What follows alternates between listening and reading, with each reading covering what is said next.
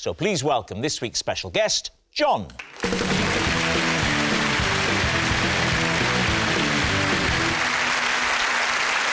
So, Sheila, what is John to you? Well, this is John, and he disrupted a show I was in with an explosive attack of the hiccups. Stephen, how do you know John? This is John. We once spent an hour hiding from a piece of rope because we thought it was a snake. And finally, David, what's your relationship with John? This is John. I was the only person to attend his neighbourhood watch meeting. So we spent 10 minutes drawing a map of the road, then gave up and watched an episode of Knight Rider. So there we have it. Lee's team, where to begin? Should we start with Sheila? Yeah. What was the show? It was a musical called Grey Gardens, which I did last year at Southwark Playhouse. It's a fringe theatre, so the audience are right on top of you and you can hear everything. And at the beginning, I could hear this person sort of suppressing something, like that. And then there was a really quiet moment and he had the most terrible attack of hiccup. It was just like as though he was choking almost. So eventually... Sorry, eventually? You thought he was choking and you did something eventually? No, I knew he wasn't choking, but he was making a choky-type noise. OK, all right. So I had a glass that was supposed to be whiskey, but was actually water, so I went over to him and I made him drink out the back of the glass, and the audience were applauding like mad. What was your character? I was playing this old lady, and it's the story of these two women. They were discovered surrounded by cats and animals. They're probably locked out. Stanley. I'm curious as to how long it was before you stopped the show. I mean... Well, I let it go on for about 2-3 minutes. And what were you doing at the time? I was singing. I was trying to sing. You were in the middle of a song? Yes. What was the song, Sheila? So I Love You, I Love You. It's a song that she sings to her daughter. It's a very poignant moment. But you can't do a poignant moment with someone going... No, I'm kind of surprised. To be honest, I'm kind of surprised that John didn't take it upon himself to leave the theatre. He was embarrassed, poor darling. He's stuck in this show. So you thought you'll help him with his embarrassment? I sort of by making him drink upside down with a glass of water? No, I knew the audience were getting really aggressive with him. As what were they doing? Well, they were going shush, shush, shush, like that to it. But they must have known that it's an involuntary action and he's not doing it but deliberately. Audiences are like that. If in a lovely moment they were enjoying the show and suddenly this idiot's going... And he's going... Are you sure it wasn't like the house version of the song? It's a bit more garage. Is that what you think house music sounds like? and I quote... I would say, of all the genres of music, although house isn't close, it's the closest, unless you can tell me what that is closer than. I would say it's a very experimental, avant-garde, East Berlin in the early 30s. I certainly wouldn't call it house music in a desperate attempt to get down with the kids. I don't think 1930s East German is actually a genre of music. I'm saying... You give me a decade and a country. Yeah, in fact, you've also given a country that didn't exist in the decade you've given. Well spotted. Well spotted. But you noticed that Lee didn't spot it. Right. Who would you like to quiz next? We'll go with Stephen, shall we? Just remind us, Stephen, just to refresh our memories. This is John. We once spent an hour hiding from a piece of rope because we thought it was a snake. Right. Where were you? We were in California. Right. And how do you know this gentleman? I'm related to him. In how? Well, some of our relatives were, you know... We're cousins. You're cousins? Yeah. OK, so you're in California. Yeah. And what, are you camping, are you? We're camping. What age were you? I was 19. Oh. Who was camping? We were. Just the two of you? Just the two of you. Just the two of us, yeah. And Yellowstone? No, no, no. Yosemite? No. Big Sur? No. Doesn't matter what type of snake it was. So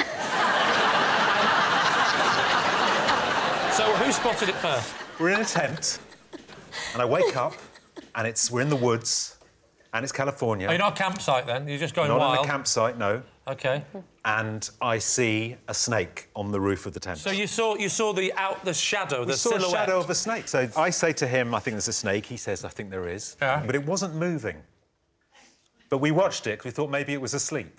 How long did you watch it for? For about 40 minutes. Right. And you were too scared to, like, try and sneak out the front way and run? Well, we did come up with a plan. Oh, OK. Which was one of us was going to hit it and knock it away from the tent. Yeah.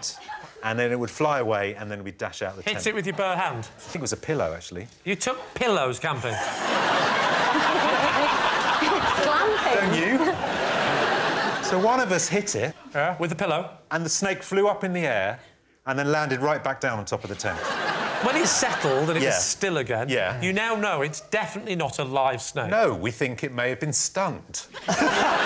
Which one of you hit it? I'd be lying if I said I remembered. Probably John. Who did Probably it. John.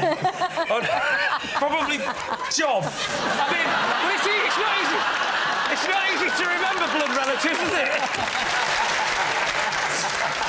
So what happens next? We decided one of us had to dash out of the tent and then see what the situation was. And who did that? And John very bravely said he would do it.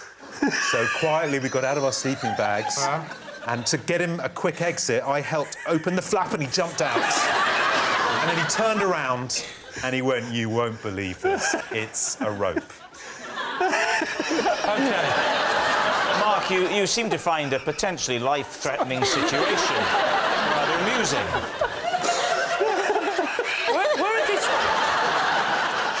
Stephen, where did this rope come from?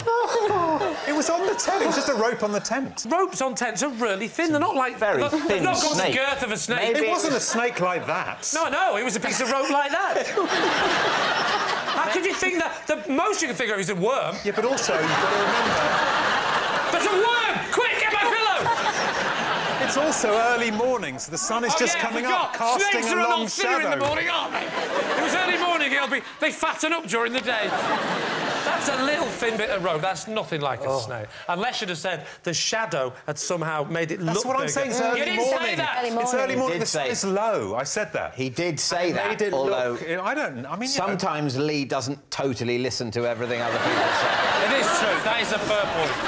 OK, now, what about David? David. So remind us again, David. Oh, I can't remember. I was the only person to turn up at John's neighbourhood watch meeting and then gave up and watched an episode of Knight Rider. How well do you know your neighbour? Not very well, but a bit. There'd been little... a sort of photocopied note had gone round about this meeting. A photocopied note? It's email these days. Yeah, but how do you know each other's emails before you start Neighbourhood Watch? Well, they've started, the party's in it. No, but this is before this. This is the first meeting, yeah, isn't it? it's the first meeting. Oh, I do apologise. Sorry, carry on. Sorry, I must apologise about Rob. Sometimes he doesn't listen.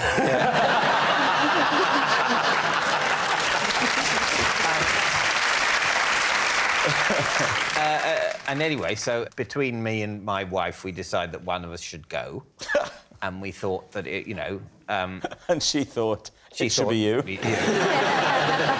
And it turned out I thought that too.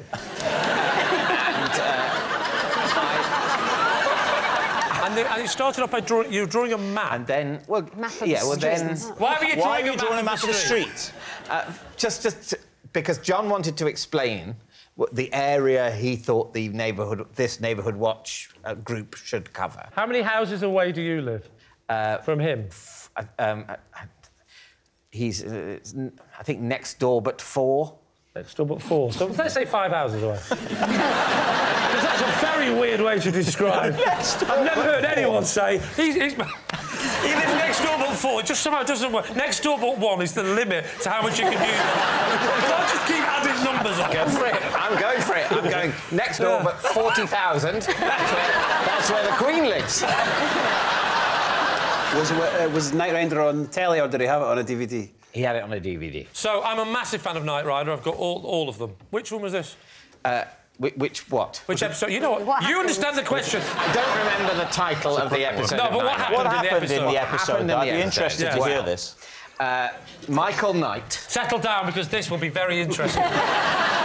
He's driving along. Michael Knight, that's a good start, Michael Knight. As I remember, he's driving along and he in kit, and he's driving absolutely on the speed limit, but not above the speed limit. Even in your anecdotes, health and safety is important. It's important to the plot. Yes. He's driving it, and it says on Kit's digital dial 55 miles an hour, which is the speed limit in America. And the police pull him over. It turns out that he is driving over the speed limit, but there's something wrong with Kit. He's all askew. Hang on, I'm just trying to remember the episode of Knight Rider where the story was about the speedometer being slightly broken. That's a coincidence, because I'm trying to do the same thing. All right. Wow. We need an answer. So, Lee's team. Is John Sheila's helpless hiccuper, Stephen's cowardly companion, or David's night-riding neighbour? What do you think, Mark? It seems to me you can drive a bus through the holes in all three of them. I don't know. Yeah. Stephen's snake. He had me until the pillow. Yeah. I just don't think David, even though he's a really nice man, I just don't think he'd have the patience. I'll have to pull you up on that. Anyone else would just be like, why don't we just go down the pub, mate? No, not David. Not David, no. David's never ended a sentence with mate. Mate, OK, fine. Fair enough. Except when playing chess. Even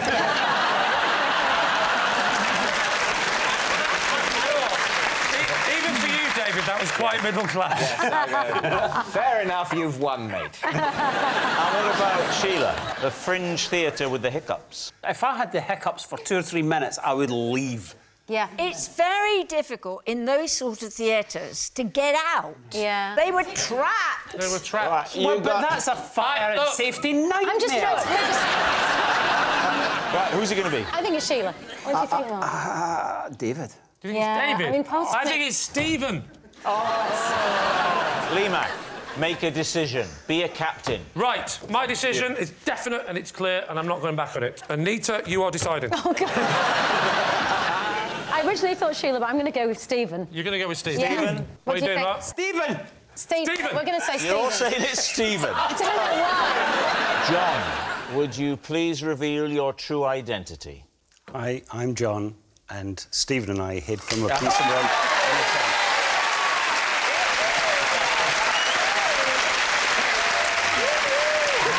Yes, John is Stephen's cowardly companion. Thank you very much, John.